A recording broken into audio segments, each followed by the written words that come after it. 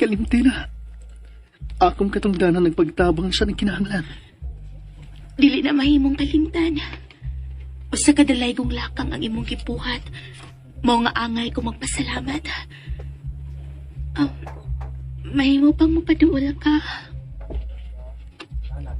Ang nalipong ka? Saan din ka sa kundugan?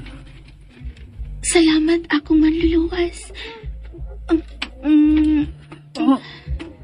Salamat. Hala! Rayo, anak. Nay? Liana? Unsa Rayo, Rayo, anak. Liana, nagdamgo balang ko. Basta basab ko, nana. ug hasta basad ko. Kamundo, may mga tiil na nga iyag yun sa usa ka normal nga tao. Uman kahag kini Liana, anak. Unsay imong bertud, Liana? Ganong nausab ba nimo ang atong kahintang?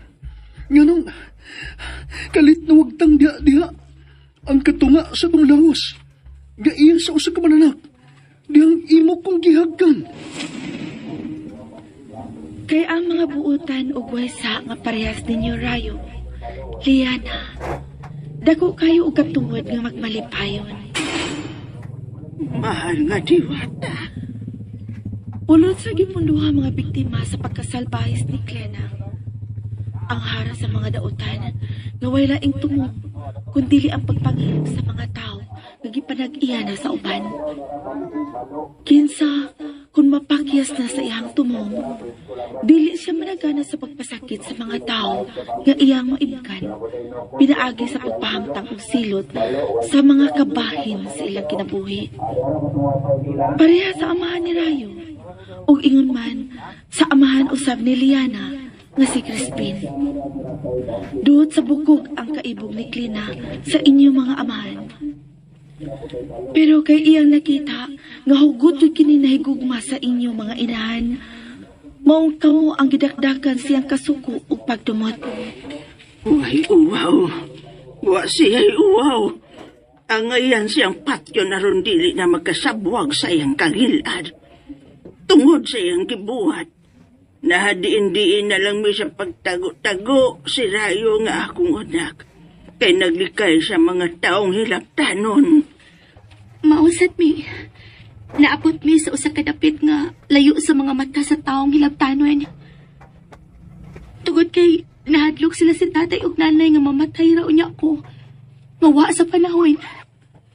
Dili ka na mahitabo, Liana. Ako kamong gibantayan.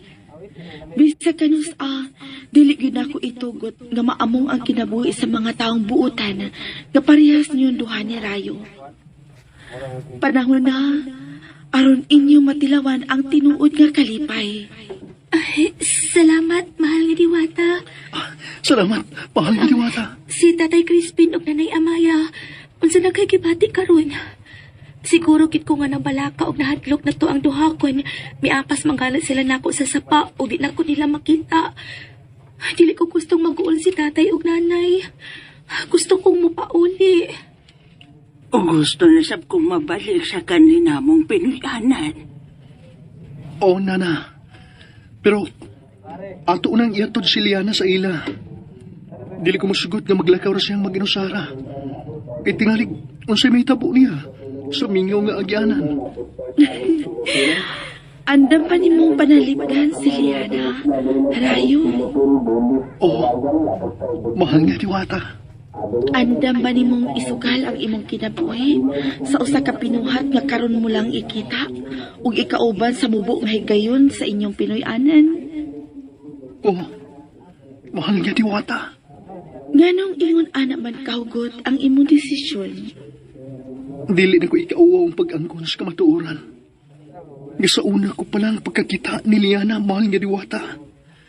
Gibati na dayon ako ang usak ka tinuod nga gugma. Maong sangko gyud sa langit ang gibati na kong kagool. Sa ding nakita na ko siya na dugay kayong nga wa magkamata. Ako nang nakita og natugkad ang imong kamatinud-anon, Rayo. Ikaw, Liana, unsay magibati sa dihang human mo mahagi si Rayo. Diya, nausap ang kahimtang ninyong duha. Nahimo na kamong normal. Normal gyud nga tao, kay nawagtang na ang kaputol sa inyong lawas nga iya sa usa ka mananap. Dili sad ako ikaawaw, mahal nga Diwata. Nga, human ako mahagi si Rayo. Usa ka talag sa unang pagbati ang una ko masabti. Ang mihari sud sa akong kasing-kasing. Gugma. Mao ka na ang gitawag og gugma, Liana. Liana, gusto na kong ikaw pa ikaw. Gusto na kong kaila. Gusto kong ikaila ang imong mga ginikanan. Unsa na kay nahitabo karon dito sa amo?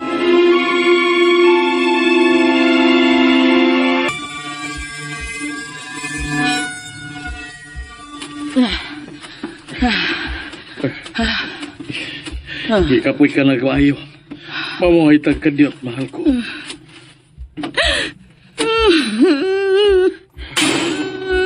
Papaya.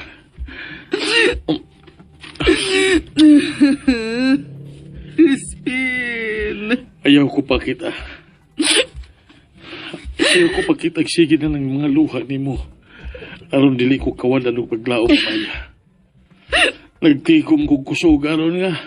Magkapadayon kita sa pagpangita sa atong anak. Malag-asa ta mga bot. Dili kita mahulog sa pagsubay sa mga dapit nga atong nga gituhuan nga tuwa ang atong anak. Mahal na ko ang atong anak, Amaya. Ingon man usad ako, Crispin. Mong antuson ko ang tanang kakapoy nga akong bation. Tungod kay ang mahinungdanon. Magpadayon kita sa pagpangita ni Liana.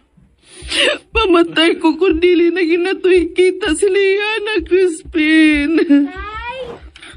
Nay! Oh, nakakita ka ng babae nga dagdagan, Amaya? Oh! Parehas ang dagway ni Liana. Oh, gisagpitan niya. Pero, Kinsa siya? Naa siya mga tiil. Mientras si Liana, ang kaputol sa lawas, iya sa... Tay! Tay! huh. Liana, ikaw kini? Ang among anak ka si Liana. Lahi katong iyang pagkatao. Wada ang inyong pagduwa-duwa, Crispin. Amaya. Mahal nga Diwata. Niya ka. Mibalik ka. Sud sa taas nga panahon, nga wa ka na magpakita, human ni mo luwasa ang usa ka binuhat gikan sa kamatayon. Pero, nagpabilin ako sa palibot, Amaya. Nagbantay sa tanan ninyo mga kalihukan. Wa ko magpakita kay gusto unta na akong hatagan o higayon ang usa ka dautan nga naghasol kaninyong tanan. Nagpaabot unta ko sa iyang kausapan. Pero, nagpadayon siya sa iyang kadautan. Maong panahon na, aron ako siyang paningan. Ang mangtas nga mamamarang? Oh, si Glenna, nga mo'y nakaingon nga namiya mo sa inyong pinuyanan, aron nga malayo sa kadautan si Liana. Sa ato pa. Si Liana gining nias sa mong atubangan, mahal nga Diwata. Ako. O, Tay, ako. Oh, anak ko, Liana. Himamata ninyo ang manluluwas sa inyong anak. Oh, tuod. Tay, si Rayo. Siya gyud ang nakauna sa pagsalbar ni Liana. Sa iyang pagsuri-suri sa palibot, iyang naagian si Liana nga nagbuyod sa yuta nga wa na'y panimuod. Og dili tingali mo makatuo. Basta kalisod sa kahimtang ni Rayo atong higayuna, Tuwag kay managsama man ang ilang kahimtang ni Liana, nga kaputol tao, ug ang kaputol, iya sa usa ka mananap. Pero naningkamot siya sa pagsapnay sa inyong anak, o gida sa ilang kaugalingon, ug dito giatiman nilang duha sa iyang inahan nga si Wanda. Di anak ko, mahal na Diwata. Himamata ninyo ang inahan ni Rayo, si Wanda. Kinsasama ni Amaya, nag-antos usab sa kasakit, sa gidangatan siyang anak, gumikan sa kasalbahis ni Glena. Oh, Si Glena ang utok sa nahimong kahimtang ni Rayo ug ni Liana. ha? Ang kasuko ni Glena kang Crispin ug sa pana ni Wanda nga wa gyud magtagad sa iyang tinguha sa pagtintal sa inyong mga pana. Mo'y nakaingon sa iyang pagtunglo sa inyong mga anak. Daan pa ko. Pero ayaw ka mo kapalaka. Kay ang dautan, dili nato pasanayon dinhi sa kalibutan. Miabot na gyud ang panahon sa pagpaningil sa usa ka utang nga mahimong wa gyud kahumanan kung ako pa siyang hatagan og higayon nga magpakabuhi dinhi sa kalibutan. Maong hatagan ako katapusan ang tanan niyang kadautan.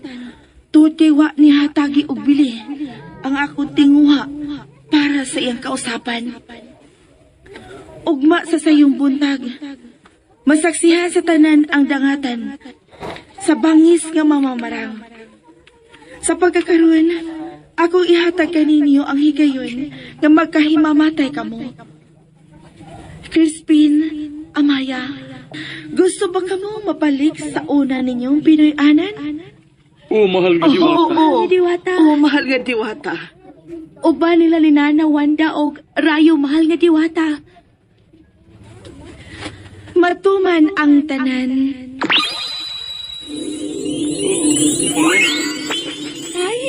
Nay, mao ni ang atog yung tinuod nga Pinoy-anan. Oo, anak. Pagkanindot di ay sa inyong dapit.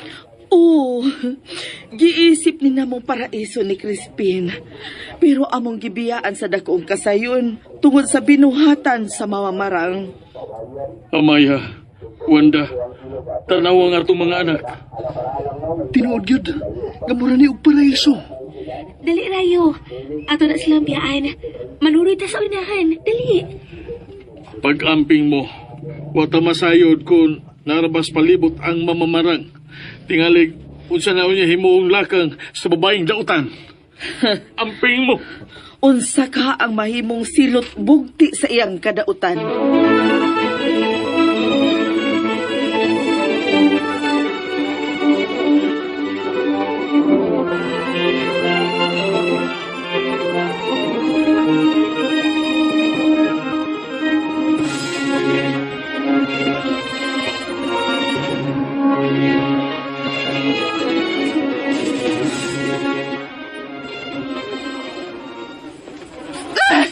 Buhiin ko ninyo! Buhiin ko! Ngano inyo ko gigapon sa og niya pagidin sa taliwa sa dakong hawa ng ipapundukan sa tanan! Aron masaksihan sa tanan, kung unsay dangatan sa usa ka tawo nga nagpailawom sa dautan. Ikaw! Masaksihan sa tanan kung unsay dangatan sa parehas nimong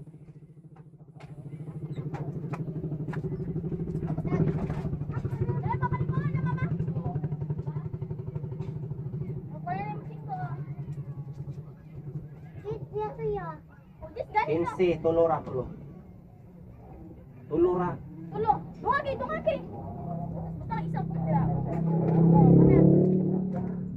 Ah, makuha pa rin nila.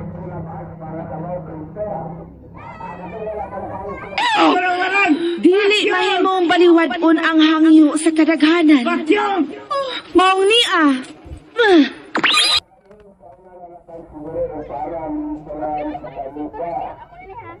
Apa ni no singkuran?